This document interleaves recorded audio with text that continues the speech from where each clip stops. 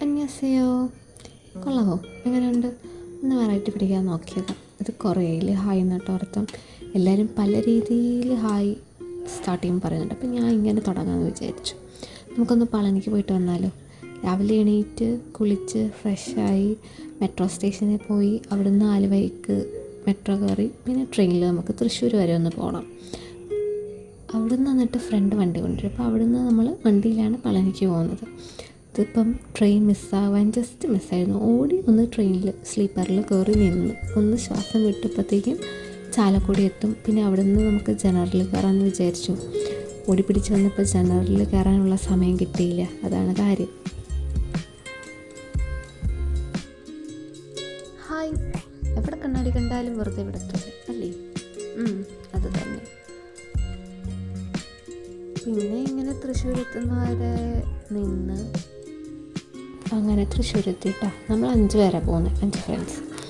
അപ്പോൾ നമ്മൾ കൂടെ വർക്ക് ചെയ്യുന്നവരാണ്. അപ്പോൾ പെട്ടെന്ന് തീരുമാനിച്ച് പോകാമെന്ന് വിചാരിച്ചാൽ ഇത് തൃശ്ശൂരിലൊരു സ്ഥലം കത്തി ഇല്ലേ, എന്തോ കുറേ വണ്ടികൾ കത്തിപ്പോയി, അതാണ് കേട്ടോ. അപ്പോൾ അത് കണ്ടപ്പോൾ ഒന്ന് വീഡിയോ എടുത്ത് വെച്ചതാണ്.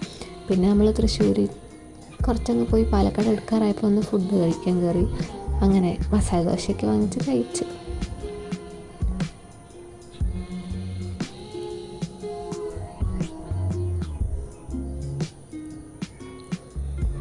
ഇത് എന്തോ ഒരു സാധനം കേട്ടോ, അവിടെ നിന്ന് വാങ്ങിച്ചതാണ്. എനിക്ക് ഇതിൻ്റെ ടേസ്റ്റ് തീരെ ഇഷ്ടപ്പെട്ടില്ല. എന്തോ ഒരു സാധനം എനിക്കിഷ്ടപ്പെട്ടില്ല. പിന്നെ ഫ്രണ്ടാണ് ഇത് കഴിച്ചത്. ഇതാ ഇങ്ങനെ ഇരിക്കും, എന്തോ ഒരു ചൊവ. അതേപടി മടക്കി ഞാൻ അതിൻ്റെ അകത്തോട്ട് വെച്ചു.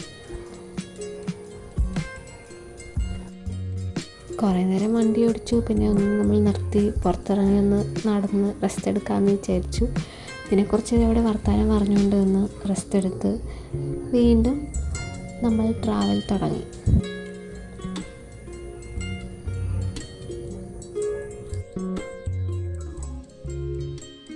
രാവിലെ പോകുന്നപ്പോൾ ഭയങ്കര വെയിലാണെന്ന് വിചാരിച്ചുകൊണ്ട് ഇറങ്ങിയതാണ്.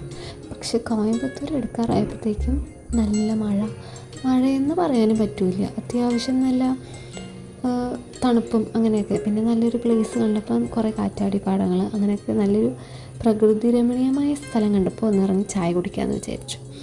അങ്ങനെ ഇറങ്ങി ചായ കുടിച്ച് പ്രകൃതിയുടെ ഭംഗിയൊക്കെ ആസ്വദിച്ച് ഇവിടുന്ന് പളനിക്ക് പോവുക. കുറേ വർത്തമാനം പറഞ്ഞ് കളിച്ച് ചിരിച്ച് അങ്ങനെ നടന്നു. അങ്ങനെ സമയം പോയി. ഞങ്ങളൊരു 2:30 ആയപ്പം പളനി എത്തി. മോർണിംഗ് അവിടെ നിന്നൊരു 8:30 ട്രെയിനിൽ കയറി. പിന്നെ തൃശ്ശൂരിൽ നിന്ന് വണ്ടിയിൽ പിന്നെ 2:30 ആയപ്പോൾ പളനി. അങ്ങനെ പളനി എത്തി.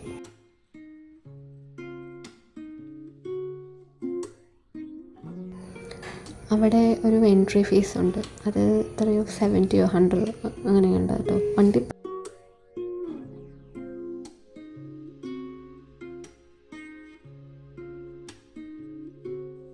ഇത് പിന്നെ ഒരു ചന്ദനം തൊടണമല്ലോ, അപ്പോൾ പൊട്ട് നിർബന്ധമല്ലോ. പൊട്ട് കുത്താൻ മറന്നുപോയി.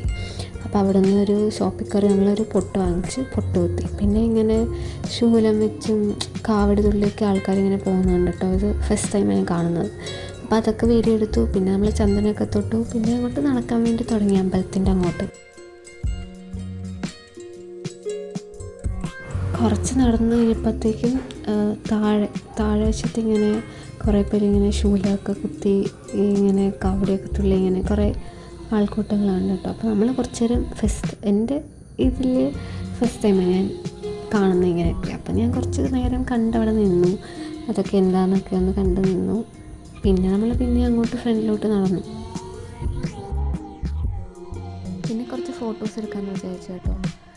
അമ്പലത്തിൽ കയറിയിട്ട് ഇറങ്ങുമ്പോൾ രാത്രിയായല്ലോ, അപ്പോൾ ഫോട്ടോസൊന്നും എടുക്കാൻ പറ്റില്ല. അതുകൊണ്ട് കുറച്ച് ഫോട്ടോസൊക്കെ എടുത്തു.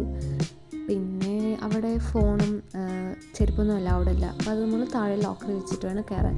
പിന്നെ അമ്പലത്തിൽ പോകുമ്പോൾ മുല്ലപ്പൂ കുറച്ച് നിർബന്ധമാണല്ലോ. എന്നിട്ട് കുറച്ച് മുല്ലപ്പൂ വാങ്ങിച്ച് തലയിൽ ചൂടാന്ന് വിചാരിച്ചു. അങ്ങനെ കുറച്ച് മുല്ലപ്പൂവൊക്കെ വാങ്ങിച്ച് തലയിൽ വെച്ചു. പിന്നെ ഫുഡ് കഴിക്കാൻ വേണ്ടി കയറി.